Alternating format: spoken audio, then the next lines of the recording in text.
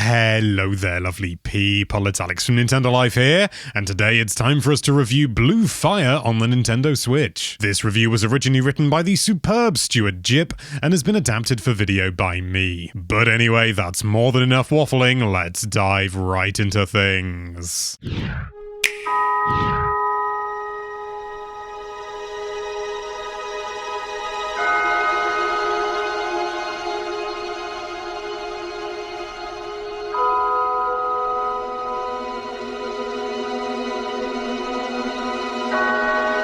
It's often interesting when a game wears its inspiration on its sleeves, especially so when it actually manages to capture some of that magic of the beloved titles from which it draws said influence. Spoiler alert, Blue Fire is a roaring success, weaving together elements from several other games in a way that still manages to form its own identity. First and foremost, it's a platform game, and we mean a platform game.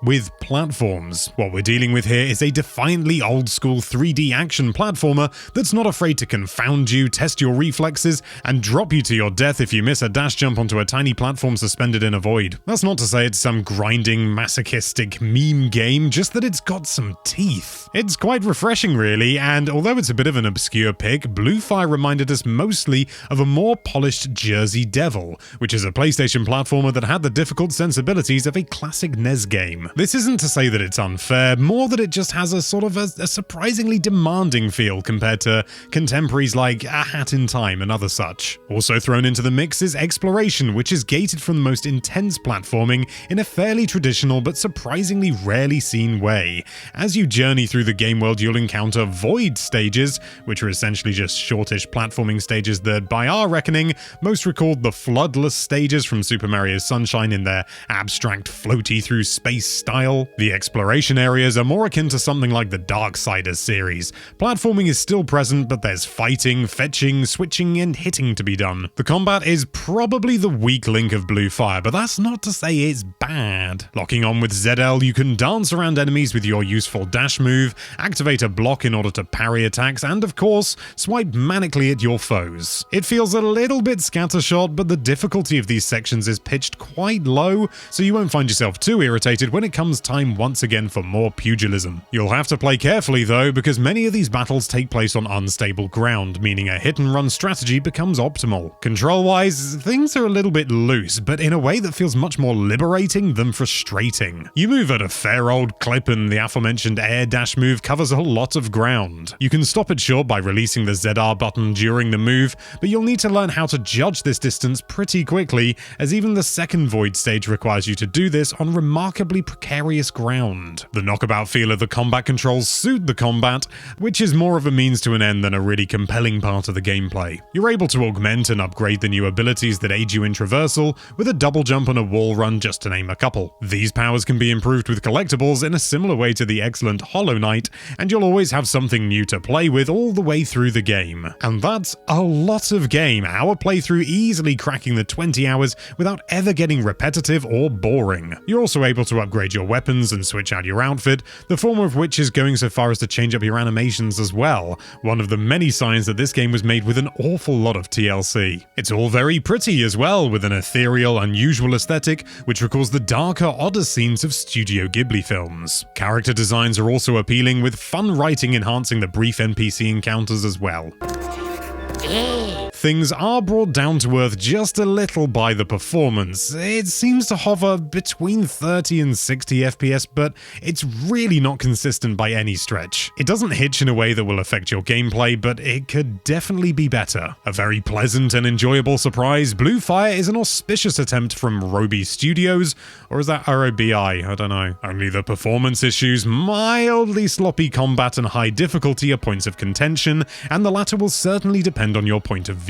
Developed with passion and skill, this is a world you can easily lose yourself in that'll reward you the more you play and the better you get at it. It's uncompromising in its difficulty, but it doesn't resort to cheap tricks and gotchas in order to attain said difficulty. The graphics are appealing and, crucially, clear as day. I mean, overall, this is a fantastic experience, even if it isn't made up of the most original pieces. It's gameplay first, and once you're traversing the infinite space of the void stages, everything else basically just melts away.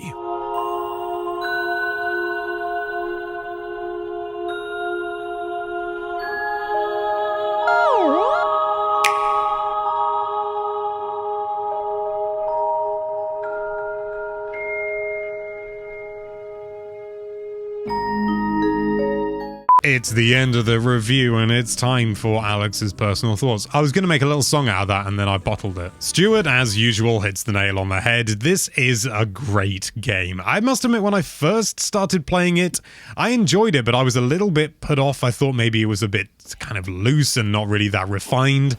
But it is very much the kind of loose feel is actually to its advantage. I know that sounds really weird, but it allows the game to have certain...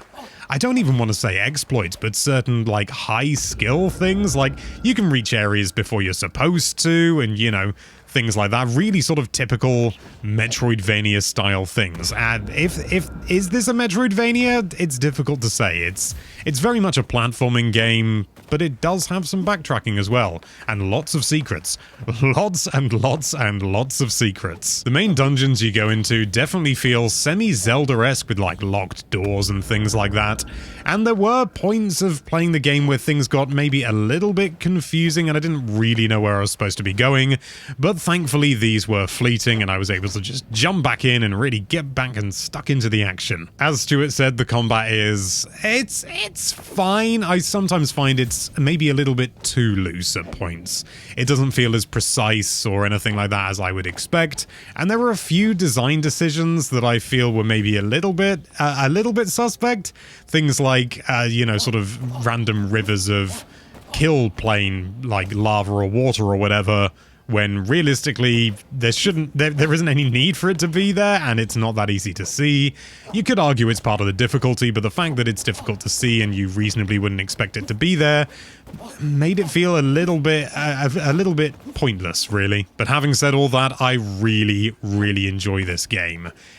This is going to be like a really bizarre comparison, but I think the movement and the flexibility and the way that you kind of zip through the air and you can do all these sort of wacky and fast moves and really, you know, master the movement reminds me of a game that I played very briefly when I was younger called, I think it was Guns the Duel, and that was That's a very obscure thing to mention, but it's just something about the movement and the free-flowingness of it and the kind of weightlessness almost.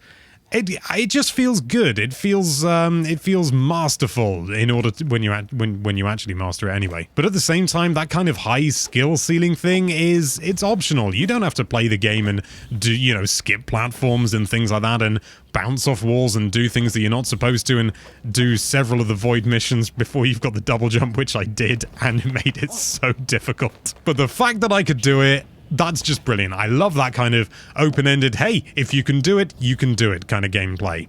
I really like this game.